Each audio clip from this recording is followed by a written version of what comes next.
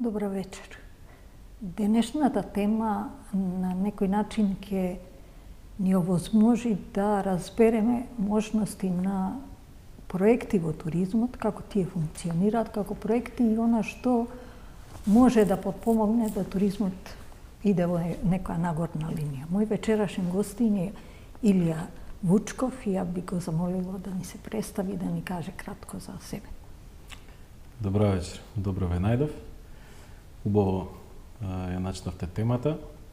Она што јас го работам доаѓам од една организација МКЦ која што се бави исклучиво со директните фондови од Европска комисија.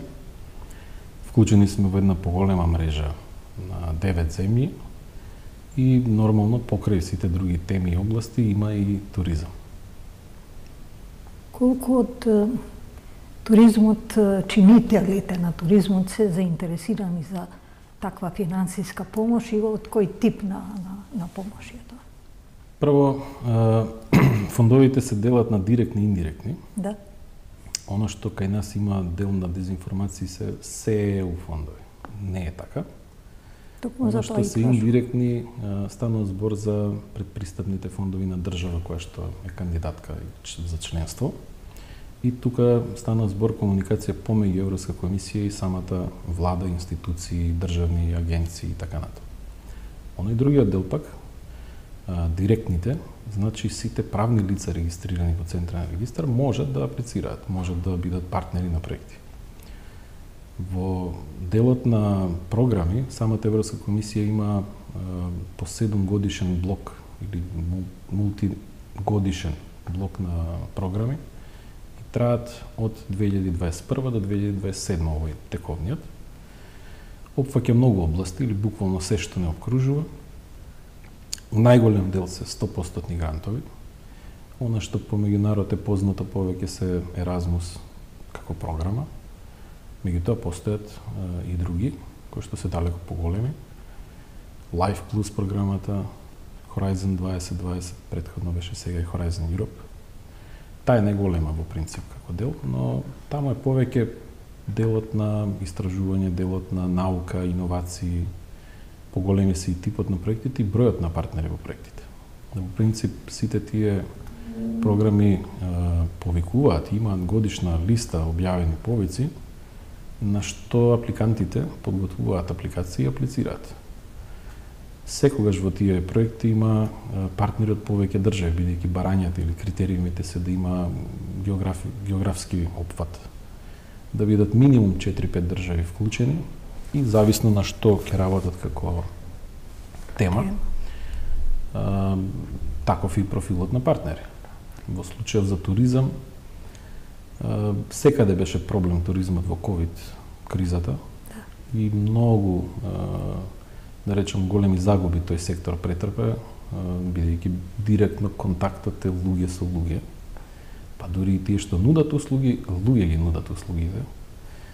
И затоа за туризмот од 2022 па навака поголем дел на буџети беа прераспределени и сега веќе има многу повеќе и опции и расположлив буџет. Или вака кратко би рекол, кога на свадба од 200 луѓе има кетеринг за 500 луѓе. Нема голем број апликанти.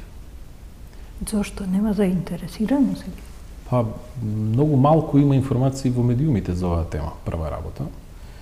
Второ, не се сите спремни и подготвени. Треба еден вид на подготовка и во самите оператори, во самите даватели на услуги. Зборувам и за хотели, туроператори, туристички агенции. Има тук-там по некој од нив, меѓутоа генерално нема голем опфат во тој дел. Од друга страна пак немаме ни многу спремен туристички сектор. Немаме, една од проблемите е што веќе и бега персонал. Да, тој дел го имаат како проблем повеќето земји. Секаде има проблем со човечки ресурси и нормално дека влијание на се она што се случува предизвикува еден вид на поголема мобилност на работната сила зависно кој дел од годината. Секако дека пролет и лето се повеќето фокусирани на туристичкиот сектор, каде што функционира, да речеме. И затоа велам после ковидот малку поинаку тргна работите, па фокусот е таму за делот на таквите проекти.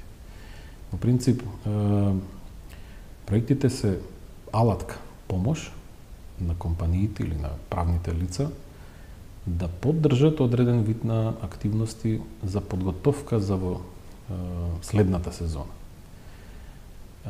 Тука буквално треба да се прво идентификуваат кои се проблемите во таа земја или во тој регион од земјата. Да речеме, со неколку различни имавме 2-3 обиди и тука во Македонија, па фати ковид кризата и некако тоа се долговлечи, па никој не претпоставуваше дека таква ќе биде кризата, нели? Почнавме пред кризата, таман да има некаков дел и потоа 2,5-3 години беше буквално тој сектор девастуван. Значи немаше ни туристи, нити работници, нити можеше некако да планира некој од чинителите, така да до одредена мера и ги разбира. Но од 2022 навака веќе е поинаков дел и може да размислуваат поинаку. Со тоа што затоа и напоменувам првично како вид на туристичка понуда имаме ние дома. Дали сакаме домашните туристи за надвор или обратно, странски да дојдат тука. Ако сакаме тука, во принцип заради ковид кризата се поактуелни станаа руралните делови, природа, отворен простор, а тоа да речеме во Македонија го има. Планини, реки, езера, се она што може да каньони, водопади. Па да, има дел, но нема толку добра туристичка понуда. Или барем не сум видел, јас не сум баш. Во право си нема. Развој на рурален туризам во Македонија, јас го гледам како голема шанса, меѓутоа мислам дека во погрешна перцепција, дека не може да финансирате некоја куќа да се претвори во не хотел, него место во кое би дошле да преспијат туристите, туку е една заедничка соработка на сите чинители во тоа да тоа успее. Колку и од ваше искуство имате таков? Па бидејќи, како што реков, пред ковидот некаде во таа област малку повеќе почна да наблегувам, во принцип продолжив и бев дел, и се уште сум дел од поголема група која што се експерти во таа област. Проекти сме работеле за други држави. Да речеме, доста голема група имаме во Турција, на пишувачи на проекти, на проект менаџери. Тие подготвуваат за таму, Шпанија исто така. Италијанските партнери имаат друга група, буквално Медитеранот во делот на туризам. И не секогаш се, да речем, исклучиво со летен туризам споени сите тие работи. Има неколку примери, ние во принцип барем се обидовме да направиме нешто слично и тука. Железната завеса, каде што некогаш била линија на фронт, таа е ревитализирана и е туристичка понуда. И атракција. Да, и атракција со неколку проекти. Се здружили од двете страни, вклучили и други. Има тука дел на дигитализација, виртуална реалност, значи буквално се што ќе му падне на памет со денешната технологија. Со тоа што затоа велам, проектите се дел да отворат работа на туристичките работници во периодот кога го нема тоа. И да запослат што повеќе. Запослат луѓе, точно. Затоа пробавме, велам, на таков начин. Потоа има на секои 2 години се организира битката на Ватерло под Брисел. И тоа е историска битка која што преку 20.000 луѓе се обликуваат автентично како и тогаш. И се користи за буквално една поголема цел во смисла на вклучување на продукции, филмски куќи, туристи, секако се она што значи буквално како Панагир. Ние го имаме кај Макчалан. Затоа велам, дека не искористен, ако земам како пример дека србите Рамонда Наталија, која таму се среќала и е наша ендемична темјанушка, ја земал како символ на тој настан. А кај нас едноставно тоа не заживее. Она што барем до сега сум го приметил, бидејќи една или две туристички студии сме правиле, се мислам дека проблемот лежи во човекот тука кај нас, односно во одговорните на одредени институции. Човечкиот фактор. Човечкиот фактор. Инаку, дека постојат можности, да. Дека има што во Македонија, да. Имате толку многу историски места, битки, точки, археолошки локалитети. Сето тоа веќе видиме низ примери некои од проектите. Сите тие буквално ги реобновуваат или ги зачувуваат постоечките. Значи имате проект кој што вели заштита на споменици, културни споменици, се она што значи историски места за самите држави, нивна промоција. За мене е несватливо да го имаме аквадуктот, да го имаме Јустинијан, да имаме стоби, скупи, куп, барем нешто што е на до 1 час патување, Пантелеймон. Да не идеме подалеку, во Подемје желбата на скандинавските луѓе да дојдат едноставно да присуствуваат во руралните средини каде би молзеле крава, каде би учеле како се прави сирење. Моето искуство па имав такво искуство едно. Потоа е гастрономијата е дел. Гастрономијата во Подем како желба да се проба јадење, кај нас нема место кое нема некој свој специјалитет. Ние не успеавме тоа. Зато велам, на Запад, кога во принцип правиме друг вид на конзорциуми со партнери од други земји, многу полесно проаѓате некои од нив, зато велам ќе ги видиме. Сега во моментов подготвуваме изминативе неколку месеци 2 проекти во делот на туризам.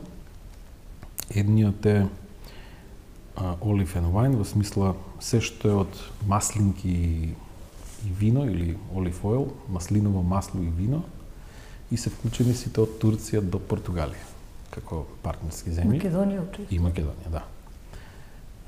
Се надевам дека тој ќе пројде па веќе од наредните месеци, во наредните 3 години ќе може да се спроведува, па ќе има настани од тој тип, меѓутоа еден проект не прави разлика. Дефинитивно. Потоа исто така периодов веќе го поднесовме, тоа е за термалните бањи. Историски гледано, постоеле тие природни извори на топла вода. И се уште постои. Па ги користел од тогаш Александар, па после него Римската империја, па после него Отоманската империја. Така да, се е тоа познато. Имавме една дискусија со италијанските партнери како нели да се вклучат повеќе тука. И така почна идејата со еден од исто така клиенти кои што заинтересирани за таков тип на туризам, рурален, алтернативен туризам и бањски туризам. Па самата идеја се наметна врз основа на тоа што го има тука во Македонија, природно го има. И првична идејата одеше како воскреснување на римските бањи. Тоа беше првична идеја, па нормално турците малку се побунија, вика тоа се турски бањи. Па така успеавме да се договорат сите оние делови каде што навистина има природни извори. И сега тој дел на Турција кон Медитеранот, потоа делот на Бугарија, Петрич, има тука Бање Банско. Значи, цело овој дел буквално е како линија, ако ја погледнете картата, ќе видите како линија секаде каде излегува таа некоја подземна поврзана линија на таков вид на извори.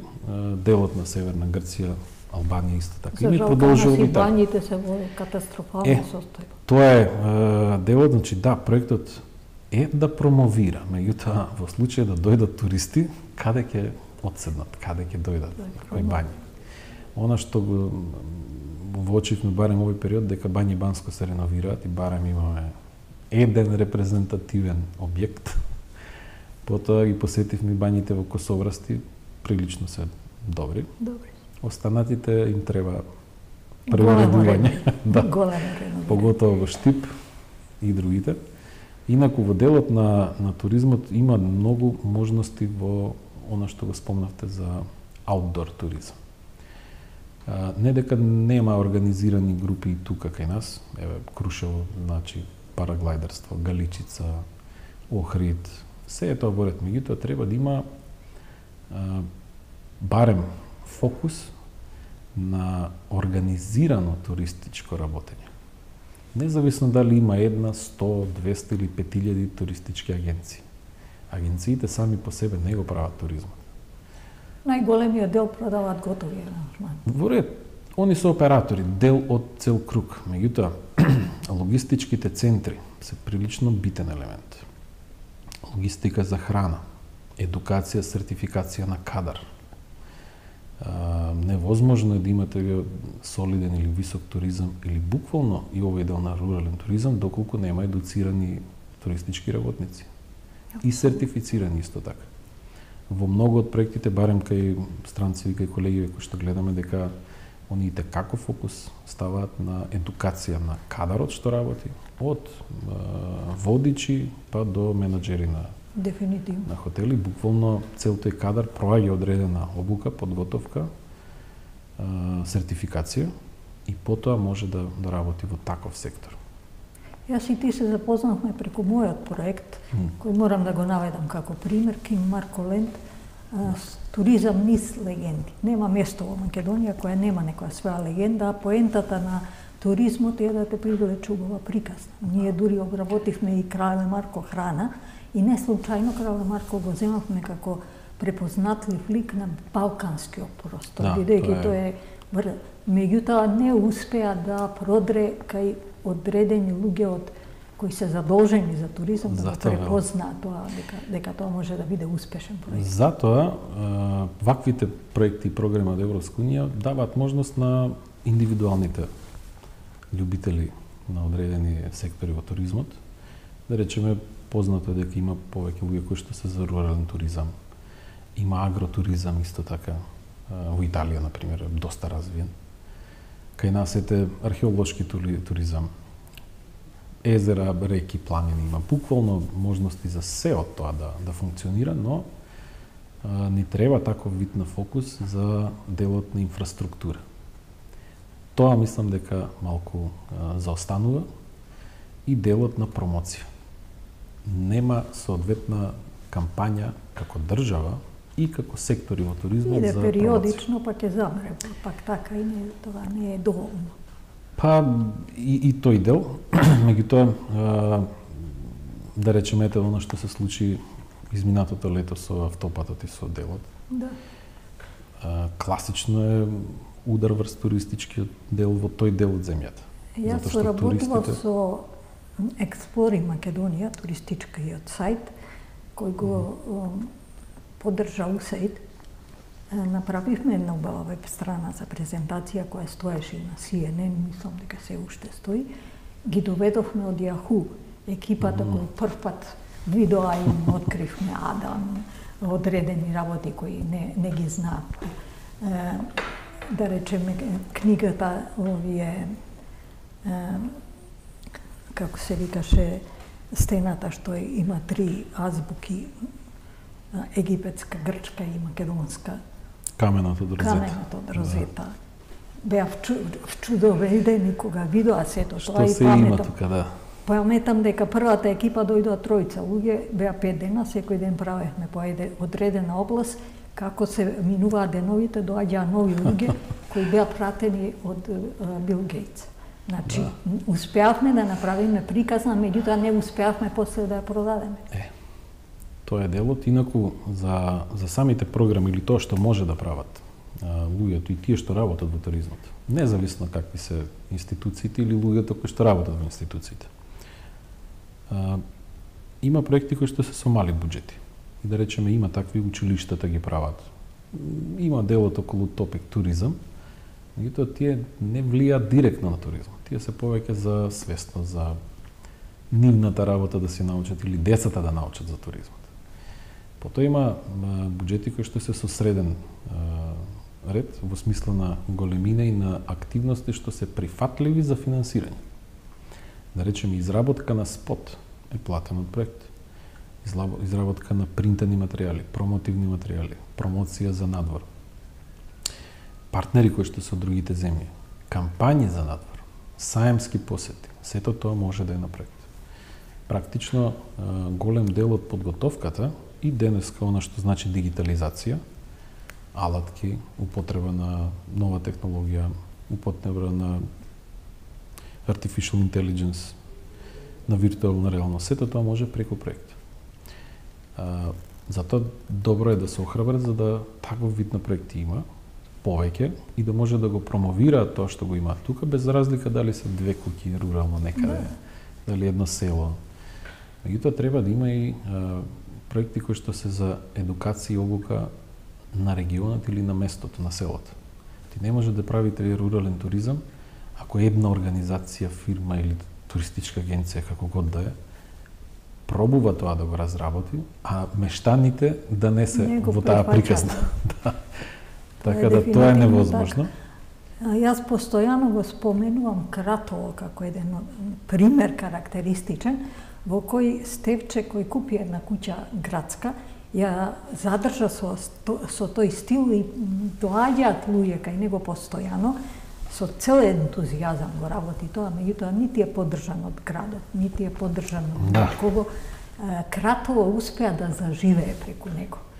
Точно, меѓутоа во зависност од тоа дали мештаните и локална самоуправа веќе се менуваат, отвараат куќи кои се во тој стил. Добро, веќе. Затоа велам ковидот малку тоа го да речем го подбутна, затоа што луѓето не сакаат да одат во затворени простори, во комплекси, во големи хотелски сместувања, капацитети, сакаат надвор. И тоа доведе до малку повеќе внимание кон рурален дел. И се повеќе има таков тип на проекти, затоа што пак велам добро е да има малку фокус на инфраструктурата, на кадрот и на она што значи промоција, бидејќи не знаат. Па еден човек не може се да работи. Ние немаме посебна агенција која би правила, да речеме, промоција или промотивен материјал. Едноставно немаме таков кадар. Ја не сум сретнала да некој, и тоа се сведува да поединец према своја потреба дури може би и сам го прави тоа. Што во секој самата организација, да. Тоа е тој дел. Од друга страна, мислам дека и сега во овој период ние имаме уште еден голем проблем. Тоа се документиве кои ограничуваат движење и на некој начин оневозможуваат да туризмот иде во правец кој би требало. Се надевам дека тоа ќе биде кратко, бидејќи барем од она што го слушаме сериозен проблем. Ете, јас следна недела не патувам на настан во Брисел, затоа што патната исправа е проблематична за домашните, за странство не е. Од друга страна, кога стана збор, ајде поединци, група, дел, да, има еден вид на проблем, штета, меѓутоа генерална штета се прави на туристичкиот сектор. Дефинитивно, јас имав гости минатиот пат кои имаат закуп во Грција за летување секоја година, веќе имаат уплатено дел како контација и не се сигурни како ќе успее тоа да се дефинира до крај. Па, од она што еве читаме и гледаме дека веќе има откажувања, веќе има проблем, самите туристички организации треба да вратат пари. Така да директна штета имаат луѓето и граѓаните, поготоа пак овдека зборуваме за доставни возила, возачи, компании кои што имаат големи возни паркови, сериозно. Дефинитивно. Сериозен проблем за да може да функционира самата компанија, меѓутоа се надевам, пак велам дека тоа брзо ќе го решат, бидејќи ние пак генерално секоја година има по некаква проблематична ситуација. Никако да тргне да се ослободиме од тие ситуации. Ајде да направиме една поведра тема.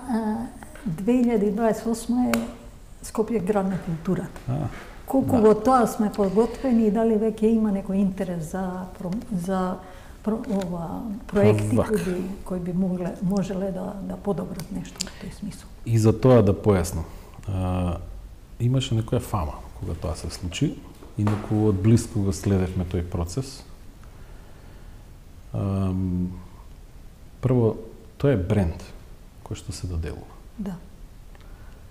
Нема ниту едно евро да влезе во касата на градот. Ако не побараат. Ако не побараат. И ако не направат проекти, и ако не ги спроведат. За луѓето или еве, оние кои што работат во туризмот да разберат. Секој од државата може да организира настан без дозвола на градот и да го залепи логото Европски град на културата. Без било какви. Без било какви. Зошто? Затоа што тоа е иницијатива на Европска комисија во изминатите 50 години да го промовира градот, местото и државата. Тоа значи, ви доделува бренд, меѓутоа организацијата, настаните и тоа што вие ќе продуцирате Зависи од тимот на градот и на општината. Зависно каде тоа ќе биде. Потоа нема никаква забрана други туристички работници или работници во културата или организации да направат, да иницираат, да направат концерти, да направат настани. Поентата на тој бренд е да се промовира градот и државата. И сега да речеме, ако некој успее да го донесе Боно од YouTube, супер, ќе направи и после само ќе го извести градот. Колку имало гости, колку имало гужва, колку бил буџетот, што се случувало, кои биле уметниците кои што биле присутни и како податоци тоа се собира. Инаку чисто како податок, во 50 години нема ниту еден град кој што направил, собрал повеќе од 6,2 милиони евра. Така да тоа што одеше по медиуми дека 20 милиони евра ќе влегле во градот, не е точно. Од друга страна, кога се поднесува таквата апликација, градовите имаат план и програма или тој битбук кој што го велат, што тие ќе инвестираат. Бидејќи за да градот биде таков, треба да има улици, патишта, сали, места, простор каде ќе се случуваат тие културни настани. Ние се уште немаме солидно. Не мора јас да кажам, сите гледаат, знаат што има, што нема. Дефинитивно. Така да до 2028 се надевам дека ќе ги изградат или барем тие што се постечките да ги направат. Па затоа ја брзаат. За да биде готово тогаш, меѓутоа сама една сала универзална и само Борис Трајковски или само не знам Кисела вода салата или која год да е сала, нема да го направи тоа. Затоа треба малку поинаков пристап во смисла на се што постои како капацитет во градот и околу градот, за да може да се промовира се она што е културно наследство. Колку може да се поврза со градови на бившите југословенски простори кои го поминале тоа, како искуство да им помогнат. Може тако сакаат. Да речеме, ние во групата и во мрежата го имаме директорот на Европски град на културата Нови Сад, кој што сега заврши пред месец ден. Да. Тие изминатите 2,5 години го работеа тоа.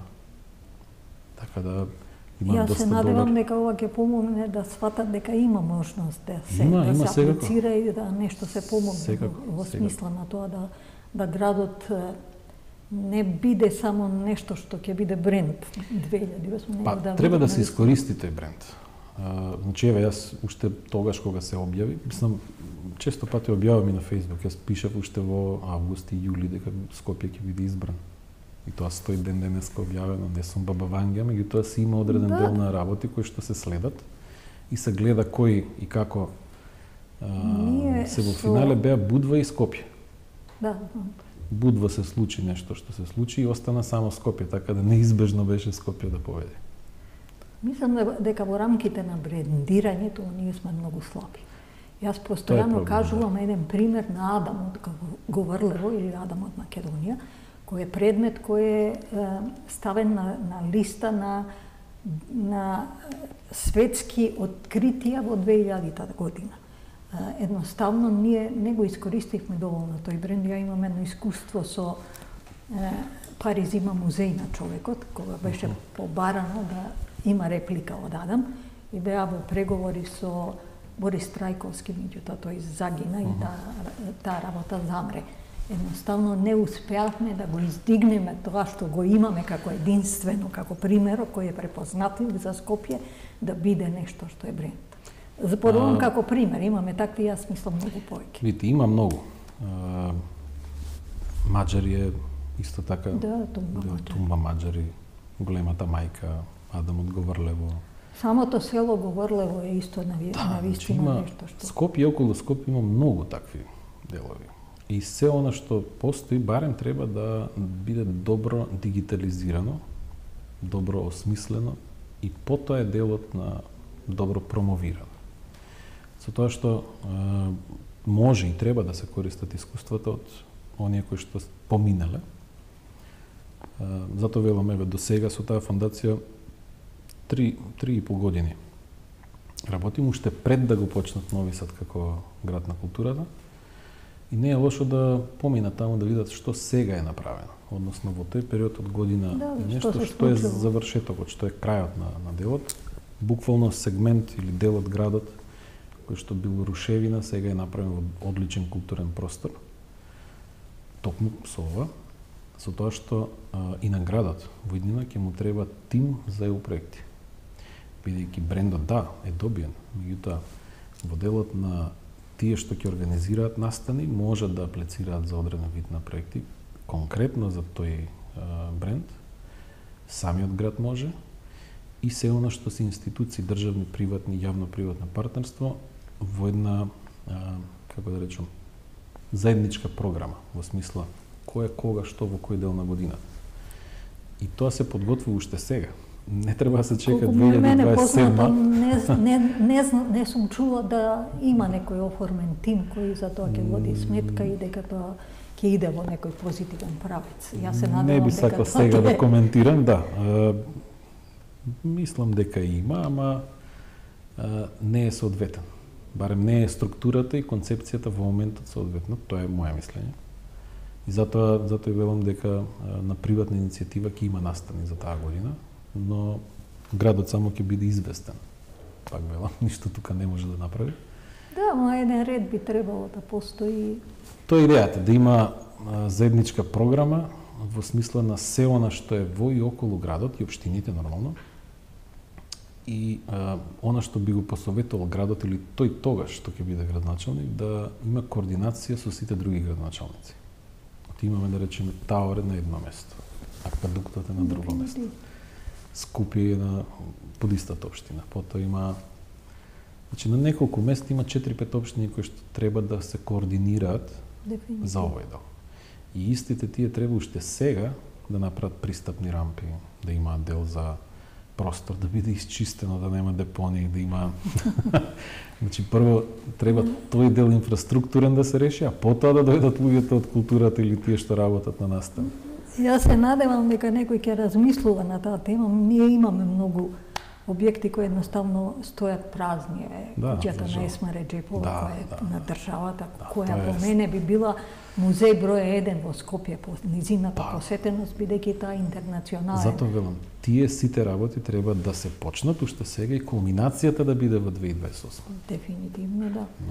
Но прашање е следно. Во тој битбук има простор помеѓу 35 и 40 милиони евро инвестиции. Мене ми е прашање кој тоа ќе го инвестира и кој ќе го сработи до 2028. Да. Тоа е битен елемент. Потоа имаше една убава манифестација после земјотресот, која се викаше Средба на солидарност. За жал таа после 6-7 години замре. По мене тоа би требало да се обнови на некој начин, да ако кажам дека тогаш Голден Гейт гостува познати личности од естрадата кои беа имиња во светот, едноставно беа гости на тие средби на солидарноста, мислам дека некој треба да се сети дека тоа треба да се обнови. Бидејќи Скопје го заслужува тоа со својата една од препознатливите имиџи на Скопје дека е град на солидарност. Вака, во однос на ова со проектите од ЕУ, би било добро да и институции и организации да се подготвуваат за овој сегмент, да градат и собствени капацитети за да може да организираат настан. Се она што е културно наследство, меѓутоа и делот на идентитетско наследство, во смисла ние го имаме или имаме најголемата чаршија на Балканот. Дефинитивно. Потоа имаме најголемата популација на роми и ромското наследство. Потоа имаме ова што спомнате за Есма. Јас веќе се договарав со некој од ромската популација, имат они неколку своји здруженија, едноставно да тој дел заживее како туристички. Бидејќи нема филм во кој не е снимен. Па така, затоа и велам. Луѓето сакаат да го видат тоа, да го доживеат на некој начин, има услови за сето тоа, меѓутоа нема доволно желба да тоа се дел од нашето население кој може да биде представен. Да видиме, мислам дека ќе има интерес. Нештата што се подготвуваат за наредните месеци и година. Сега во моментов се работи на една студија за мапирање на се она што би требало да биде за 2028. Веројатно дека ќе излеземе со еден предлог јавно како треба да изгледа таа подготовка, затоа што гледаме дека не се случуваат во моментов, барем изминатите месеци, колку помина, за да може таа година, цела година, да промовирате, да го користите брендот, да правите што повеќе настани. Треба претходно да се подготвите. Дефинитивно.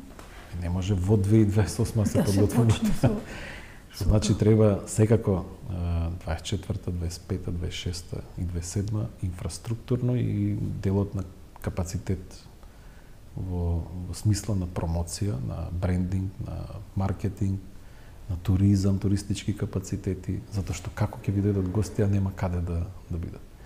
Имало еден пример еве за Кокина. Океј, не е нели за Скопје и околината, меѓутоа Да, ние не зборуваме. Примерот е дека имало понуда за Кокино, за концерт на светски познат музички уметник и бил одбиен затоа што некако не се разбрале општината Старо Нагоричане со Државен завод за историски споменици или како било. Заради две патчиња. Тоа е нешто што не се пропушта, веќе го пропуштиле, така да. Јас би го кажала и примерот дека мислам дека во Русија беше за примање на Кокино во УНЕСКО, едноставно нашите ја стопираат целата работа. Не знам дали го знаеш. Така да не е званично под УНЕСКО став. Не е Кокино. Уште едно би напоменала место кое мислам дека треба да се обрне повеќе внимание, тоа е етноселото во Нереси. По мене тоа е интересна варијанта на ставено архитектонски тоа што е низ Македонија, со можност на презентирање на одредени области, бидејќи сепак Скопје е најпосетено и е нешто што луѓето кои се на ден-два може да го видат, ако не да имаат впечаток што е Македонија. Мислам дека беше тоа добра идеја. Почна, барем колку што во тој период не бев многу во Македонија, но кога доаѓав, имав 2-3 групи странци кога доаѓа ги носевме таму. Прво, затоа што не беше можно, кратко беше времето да ги носите низ Македонија. Од друга страна, некако дојде цел тој сегмент на менување на ликот на Скопје и активности што внатре во градот може да се прават. Оние кои што се сеќаваат, имаше стара автобуска, кај што сега се музејот и градбата таму, кај црквата Свети Димитрија. Единствено беше тој дел од градот, немаше ништо друго. Кога доаѓаа странци, секогаш ги носевме во Охрид. Маврово, Охрид, евентуално мало патување на истокот и на аеродром. Од кога Скопје доби содржини, веќе имате време, исполнетост, агенда, да може целата група да ја прошетате и да научи, разбери и види за Македонија. И тука се низ центарот сите тие знаменитости, до куќата на Мајка Тереза, и нормално ова беше добра можност да ги видат автентичните делови на другите страни на државата на едно место. Плюс нормално да повелат, да купат, да јадат, да пробаат автентична храна. Зошто тоа не се одржа, веројатно други причини, меѓутоа тоа е тој синдром да не е толку можеби тешко да се направи, но после е проблем да се одржува. За жал, режија ми кажува дека имаме уште 5 минути. Ја би се вратила на твојата занимање. Тогаш добро би било да погледаме од ова се што фативме како теми. И на некој начин ги поканиш или им дадеш отворена можност што е тоа што можат да побараат во овој период. Ова е дел на проект помал, меѓутоа исто така добар, едукација, неформална едукација на туристички работници, ова е во Словенија, нормално има и други партнери. Меѓутоа стана збор за нешто во околината, можат да го видат, да го посетат. Овој проект е од програмата Еразмус. Словенечките партнери прилично се активни, тие имаат и дел за чувување на стариот нивен, да речем, историски сегмент, но имаат и нови. И затоа велам мештаните се тие кои што исто така поддржуваат. Јас го имам искуството од Лјубљана дека затворот го направија. Да, па бев таму и спиев. Целица се вика хотелчето, тоа е интересно. тој затвор го направиле туристички сегмент, хотел и студентски дел на градот. Буквално тој е жив 24/7, а хотелот се спие во келија, затоа го крстиле Целица. Потоа може да погледаме, има и неколку други сами, да речем, примери на проекти. Бев во Португалија, во Брага, во Порто. Буквално се што имаат самите се гледаат да го промовираат, да го заштитат, да го публикуваат, да го дигитализираат на овој начин. Не дека немаме, буквално имаме се ова што тука ќе видиме на проектите, го имаме тука во Македонија. Во моето прво искуство, кога почнав туризам, отидовме во Шпанија. Јас бев запрепастена колку ние у суштина имаме, а не знаеме да го промовираме и да приказна треба добра, пакување добро и може да биде промовирано секако. Има делеве неколку видеа, значи самите проекти имаат буџет да креираат видеа, односно спотови, да може да еве за Шпанија тоа што спомнавте. Овде се обележени кои земји се партнерски. Ние генерално со партнери кои што работиме се под Барселона, значи од Тарангона, Кастелјон, Валенсија, Елче, Аликанте. Тие се места, делови каде што сме носели наши гости. Дали имате донесено некаде каде и како луѓе кои се заинтересирани за проекти да ве побара? Слободно, да, нека не побараат или acrit.eu или mkice.mak. Јас се надевам дека овој разговор ќе помогне на некој од нив да едноставно контактираат со вас и направиме нешто што... Па се надевам, да, еве градоначалниците на Тетово, на Газибаба, на Струмица, аеродром Охрид беа ги носевме во Шпанија, видео што таму и како функционира.